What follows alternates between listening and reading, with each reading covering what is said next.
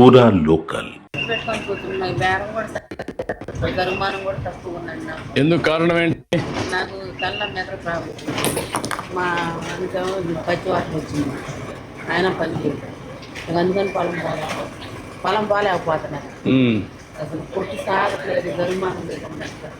Collector గారు, ఈ అమ్మాయిని కూడా రీహాబిలిటేట్ చేయండి. ఫ్యామిలీ స్టడీ చేసి ఏం చేయగలుగుతామో షాప్ అవన్నీ పెట్టించి.